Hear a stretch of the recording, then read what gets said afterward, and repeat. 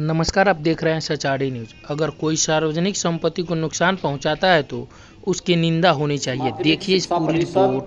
और माध्यमिक संस्कृत शिक्षा निदेशालय के नए भवन की आधारशिला भी रखी गई है। आप सोचिए, 2001 में माध्यमिक शिक्षा संस्कृत परिषद का गठन हुआ था। पिछले 24 वर्षों में इसके पास अपना भवन नहीं था। आज एक नए भव्य भवन की आधारशिला रखी जा रही है और इस पर 42,42,20,000 रुपये खर्च होंगे। एक भव्य भवन बनाया जा रहा है जिसमें संस्कृत शिक्षा परिषद और माध्यमिक संस्कृत शिक्षा निदेशालय का गठन होगा। इसमें उनकी भव्य लाइब्रेरी भी होगी। संस्कृत के यहाँ पर संस्कृत से जुड़े हुई रोचक जानकारियां मिलेंगी, लाइब्रेरी भी होगी और भी अन्य तमाम प्रकार से प्रशिक्षण की सुविधा वहां पर हम लोग संभाषण आदि के कार्यक्रम को भी करेंगे। लखनऊ में जगत नारायण रोड पर जो राजकीय बालिका इंटरमीडिएट कॉलेज है, काफी पुराना कॉलेज है। सरकार के अंतर्गत हम लोगों ने गवर्नमेंट इंटर कॉलेजेस को एक नए भवन के रूप में बदलने की जिस कार्रवाई को आगे बढ़ाया था, उसी क्रम में आज हम इस भवन के लिए भी, इस नया भवन यहां पे बनना है, इस नवीन भवन के लिए भी 48,92,80,000 करोड़ रुपए स्वीकृत किए गए हैं। उसका भी शिलान्यास आज यहां पर हुआ है। मैं इस पूरे विद्यालय को भी हृदय से बधाई देता हूं। एक भव्य भवन बनेगा। ऐसे ही राजकीय बालिका इंटर कॉलेज मलिहाबाद, इसके लिए भी, इसके नवीन भवन के लिए 10,36,00,000 रुपए इन्हें यहां पर उपलब्ध करवाए जा रहे हैं। तो संस्कृत के दो विद्यालय जिन बहुत पुराने जर्जर भवन थे, एक चंदौली में और एक भदोई में, श्री काशीराज राजकीय संस्कृत माध्यमिक विद्यालय चकिया, ये इसमें 100 बेडेड छात्रावास के साथ, क्योंकि संस्कृत में अगर छात्रावास की व्यवस्था नहीं है तो उन बच्चों के लिए कठिनाई हो जाती है। पारिवारिक स्थिति ऐसी नहीं होती है कि वे किराए पे रह सके, तो छात्रावास ही नहीं बल्कि उनके लिए लॉजिंग और फूडिंग दोनों व्यवस्था होनी चाहिए, जिससे वे अच्छा अध्ययन कर सके। और वहां पे शिक्षक देने के साथ साथ तो एक काशीराज राजकीय संस्कृत माध्यमिक विद्यालय चकिया चंदौली के लिए छात्रावास समेत नवीन भवन के निर्माण के लिए हम लोग आज यहाँ पे 10,31,00,000 रुपए इसके लिए स्वीकृत करके इसका शिलान्यास कर रहे हैं। और काशीराज राजकीय संस्कृत महाविद्यालय ज्ञानपुर भदोई के लिए, इसके लिए भी 9,65,60,000 रुपए, इसमें भी 100 बेडेड का एक छात्रावास और नवीन भवन का निर्माण यहाँ पे होना है। संस्कृत के उन्नयन और उत्थान के लिए सरकार के द्वारा अपने ऋषि संस्कृति के प्रति कृतज्ञता ज्ञापित करने का एक प्रयास है। अभी आपने देखा होगा एक MOU यहाँ पे किया गया है, ये माध्यमिक शिक्षा परिषद के बीच में, और साथ साथ यहाँ पर हम लोगों ने टाटा कंसल्टेंसी के साथ और जो यहां पे टाटा नेल्को तथा यास्कावा, ये जापान की कंपनी है, इनके अधिकारियों के साथ एक MOU यहां पे हुआ है।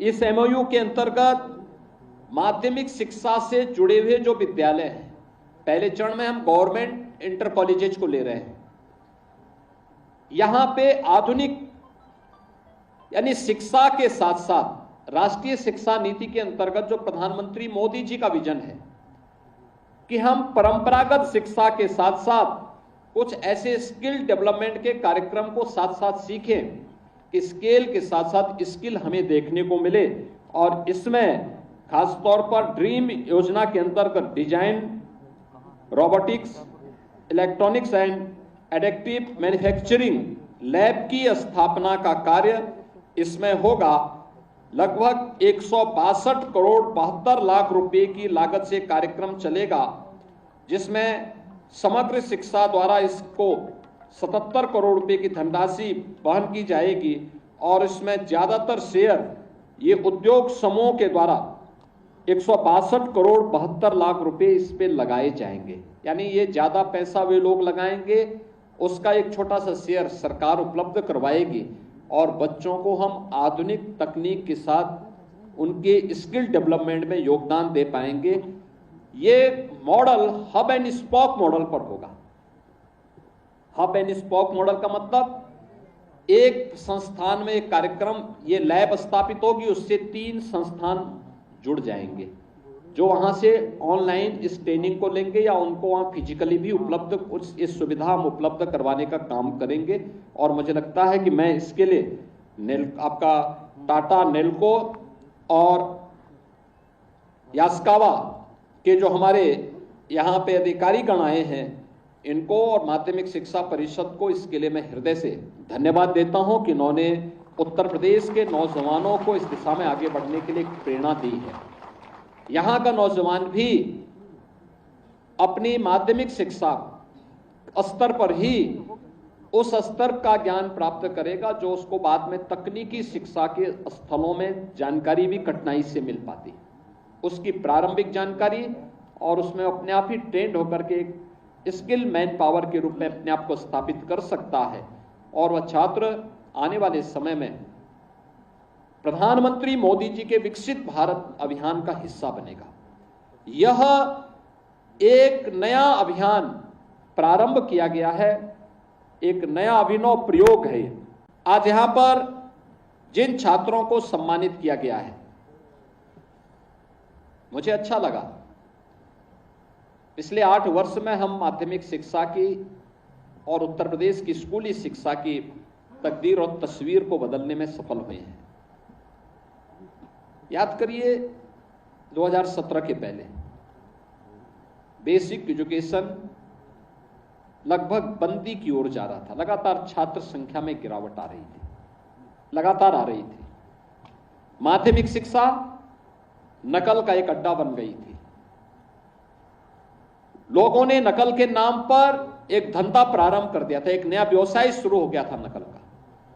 उत्तर प्रदेश में निवेशक नहीं आते थे क्योंकि कानून व्यवस्था खराब थी, लेकिन हां 2 नए बिजनेस उत्तर प्रदेश के अंदर पिछली सरकारों ने खोले थे। एक नकल के नाम पर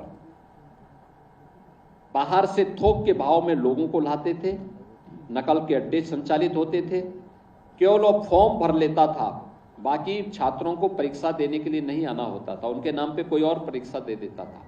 रिजल्ट आता था और फिर अपना सर्टिफिकेट भी उसके घर तक पहुंचा देते थे और पैकेज एक तय हो जाता था। ये देश के भविष्य के साथ खिलवाड़ था। दूसरा यहां पे व्यवसाय होता था ट्रांसफर पोस्टिंग में, पैसे लेकर के ट्रांसफर पोस्टिंग भी एक उद्योग था। इसके नाम पर भी पैसे लिए जाते थे। ये डबल इंजन की भारतीय जनता पार्टी की सरकार ने इस दोनों प्रकार के अनाचार को रोक करके पारदर्शी और निष्पक्ष प्रणाली को प्रदेश के अंदर अपनाया। आज उसका परिणाम है। हम भी कह सकते हैं और आप भी कह सकते हैं कि हमने उस कालखंड में अपनी परीक्षा उत्तीर्ण की है जब नकल विहीन परीक्षा उत्तर प्रदेश के अंदर होती थी, नकल का नामो निशान नहीं था। आज सेंटर वही संस्था हो सकती है जिसके पास सीसीटीवी कैमरे होंगे, बाउंड्री वॉल होगी, इंफ्रास्ट्रक्चर होगा, फर्नीचर होंगे, वहीं पर सेंटर होगा, अन्यथा सेंटर नहीं हो सकते। दूसरा रिफॉर्म इसमें हुआ। रिफॉर्म किस रूप में हो सकते हैं? और रिफॉर्म दूसरा इसमें जो किया गया वह था कि परीक्षा 2 महीने 3 महीने नहीं चलेगी। परीक्षा 13-14 दिन मात्र के अंदर पूरी परीक्षा संपन्न हुई। 13-14 दिन के अंदर परीक्षा छात्रों को परेशान करने का माध्यम नहीं होनी चाहिए। परीक्षा छात्रों को प्रताड़ित करने का माध्यम नहीं होनी चाहिए, उनका आकलन करने का माध्यम होनी चाहिए। उसमें एक प्रतिस्पर्धा का भाव हो, चुनौती से जूझने की एक ललक हो, इस प्रकार का भाव होना चाहिए।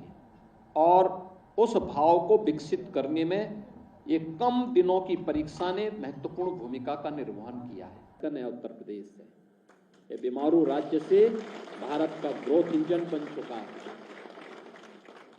हर एक क्षेत्र में 8 लाख से अधिक तो छात्रों को हम लोगों ने, अपने युवाओं को सरकारी नौकरी दी है पारदर्शी तरीके से। अभी 15 को, परसों 15 जून को 60,244 पुलिस कार्मिकों की नियुक्ति पत्र का कार्यक्रम प्रदेश के अंदर होने जा रहा है। केंद्रीय गृह मंत्री अमित शाह जी उस कार्यक्रम के मुख्य अतिथि के रूप में लखनऊ में ही आने वाले हैं।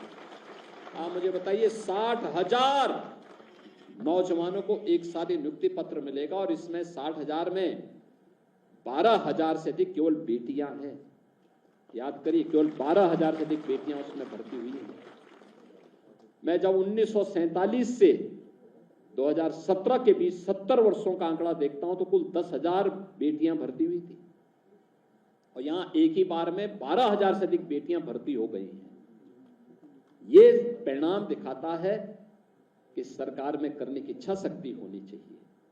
और उसके लिए मैं बार बार कहता हूं कि परीक्षा छात्रों को परेशान करने की नियत से नहीं, उसके अंदर एक स्वस्थ प्रतिस्पर्धा का भाव पैदा करने का माध्यम होनी चाहिए, अपने आप को आंकलन करने का माध्यम होनी चाहिए, चुनौतियों से जूझने का एक जज्बा उसके अंदर पैदा करने का माध्यम होनी चाहिए। और इसके लिए प्रधानमंत्री जी के द्वारा लिखी गई पुस्तक एग्जाम वॉरियर्स बड़ी भूमिका का निर्वहन करता है। मैं कहता हूं आजकल छुट्टियां होंगी, आप लोग थोड़ा एग्जाम वॉरियर पढ़िए, नहीं है तो मेरिटोरियस छात्रों को मैं माध्यमिक शिक्षा परिषद से कहूंगा कि हर बार मेरिटोरियस छात्रों को वो पुस्तक जरूर दिया करिए, या लाइब्रेरी में, विद्यालयों की लाइब्रेरी में उस पुस्तक को रखो। ये बच्चे पढ़े तो एग्जाम वॉरियर को, देखें तो एग्जाम वॉरियर को। जो महत्वपूर्ण बातें प्रधानमंत्री जी ने उसमें कही है, उनको हम थोड़ा भी अपने जीवन में अंगीकार कर लेंगे तो फिर जीवन की कोई चुनौती आपके सामने चुनौती नहीं रहेगी।